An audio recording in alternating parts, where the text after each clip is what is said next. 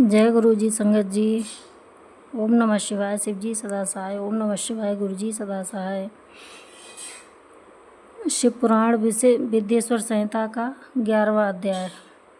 मोक्षदायक पुण्य क्षेत्रों का वर्णन। काल विशेष में विभिन्न नदियों के जल में स्नान के उत्तम फल का निर्देश तथा तीर्थों में पाप से बचे रहने की चेतावनी। सूत जी बोले, विद्वान एवं बुद्धिमान महर्षियों, मोक्षदायक शिव क्षेत्रों का वर्णन सुनो। तत्पश्चात मैं लोक रक्षा के लिए शिव संबंधी आगमों का वर्णन करता हूँ। पर्वत, वन और काननों सहित इस पृथ्वी का विस्तार 50 करोड़ योजन है। भगवान शिव की आज्ञा से पृथ्वी संपूर्ण जगत को धारण करके स्थित है। भगवान शिव ने भूतल पर विभिन्न स्थानों में वहाँ के निवासियों को कृपा पूर्वक मोक्ष देने के लिए शिव क्षेत्र का निर्माण किया था। कुछ क्षेत्र ऐसे हैं जिन्हें देवताओं तथा ऋषियों ने अपना वास स्थान बनाकर अनुग्रहित किया है, इसीलिए उनमें तीर्थत्व प्रकट हो गया है।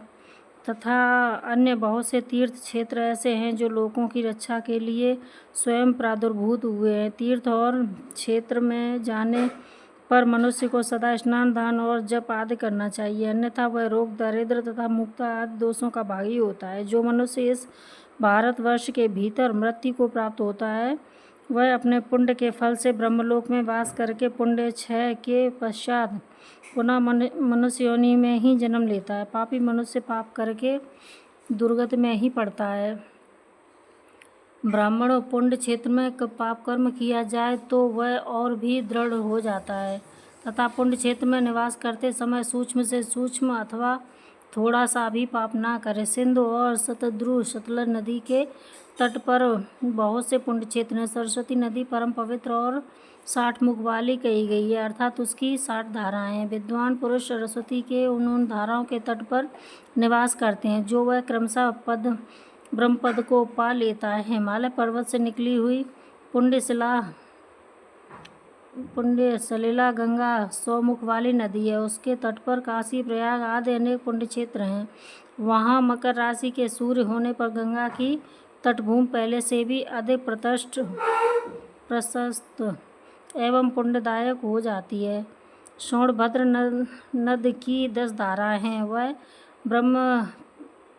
बृहस्पति के मकर राशि में आने पर अत्यंत पवित्र तथा अभीष्ट फल देने वाला हो जाता है। उस समय स्नान और उपवास करने से विनायक पद की प्राप्ति होती है। पुण्य सलिला महानदी नर्मदा के 24 मुख हैं। इसमें स्नान तथा उनके तट पर निवास करने से मनुष्य को वैष्णव पद की प्राप्ति होती है। तमसा के 12 तथा रेवा के 10 मुख हैं।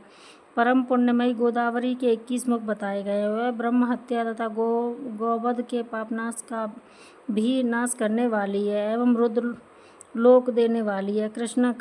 कृष्णवेणी नदी का जल बड़ा पवित्र है। वह नदी समस्त पापों का नाश करने वाली है।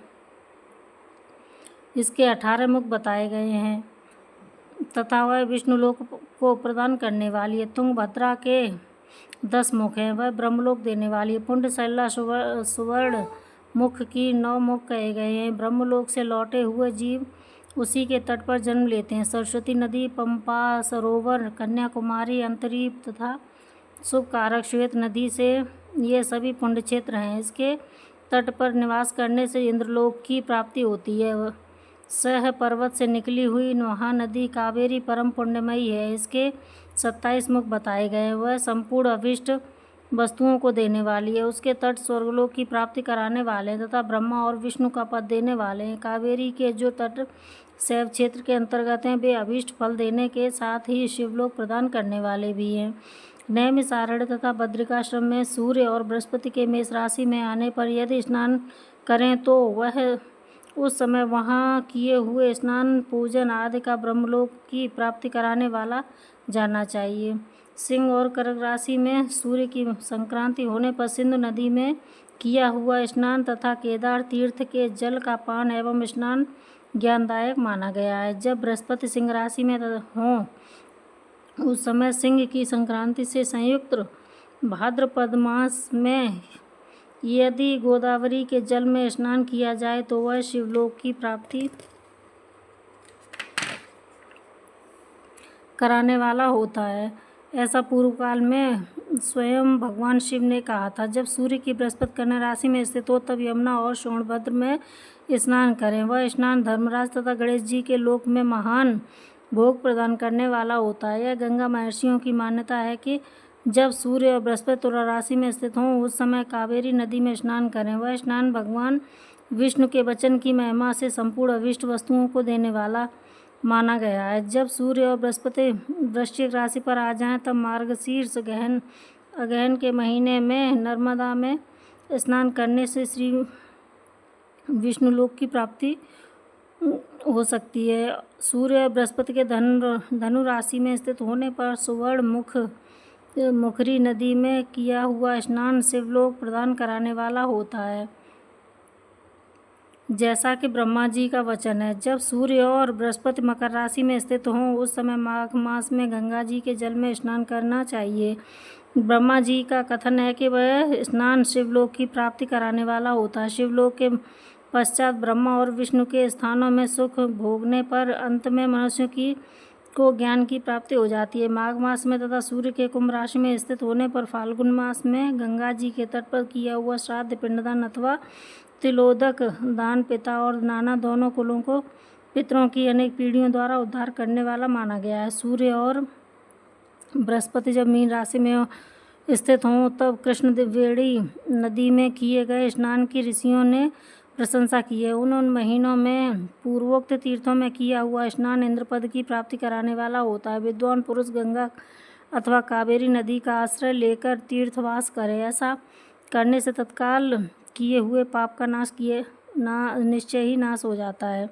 रुद्रलोक प्रदान करने वाले बहुत से क्षेत्र हैं। ताम्रपर्णी और वेगवती ये दोनों नदियाँ ब्रह्मलोक की प्राप्ति रूप फल देने वाली हैं। इन दोनों के तट पर कितने ही स्वर्गदायक क्षेत्र हैं। इन दोनों के मध्य में बहुत से पुण्यपद क्षेत्र हैं। वहाँ निवास करने वाला विद्वान पुरुष वैसे फल का भागी होता है। सदाचार, उत्तम वृत्ति तथा सद्भावना के साथ वन में दया भाव रखते हुए विद्वान पुरुषों को तीर्थ में निवास करना चाहिए, अन्यथा उसका फल नहीं मिलता है। पुण्य क्षेत्र में किया हुआ थोड़ा सा पुण्य भी अनेक प्रकार के वृद्धि को प्राप्त होता है तथा वहाँ किया हुआ छोटा सा पाप भी महान हो जाता है। यदि पुण्य क्षेत्र में रहकर ही जीवन बिताने का निश्चय हो तो उस पुण्य संकल्प से उसका पहले का सारा पाप तत्काल नष्ट हो जाएगा, क्योंकि पुण्य को ऐश्वर्यदायक कहा गया है। ब्राह्मणों, तीर्थवास जनिक पुण्य का एक वाचिक और मानसिक सारे पापों का नाश कर देता है। तीर्थ में किया हुआ मानसिक पाप वज्रलेप हो जाता है, वह कई कल्पों तक पीछा नहीं छोड़ता। वैसे पाप केवल ध्यान से ही नष्ट हो जाता है, अन्यथा नहीं। वाचिक पाप जब से अथवा कायिक पाप शरीर को सुखाने जैसे कठोर तप से नष्ट होता है। अतः सुख चाहने वाले पुरुषों को देवताओं की पूजा करते और ब्राह्मणों को दान देते हुए पाप से बचकर ही तीर्थ में निवास करना चाहिए। जय गुरु जी।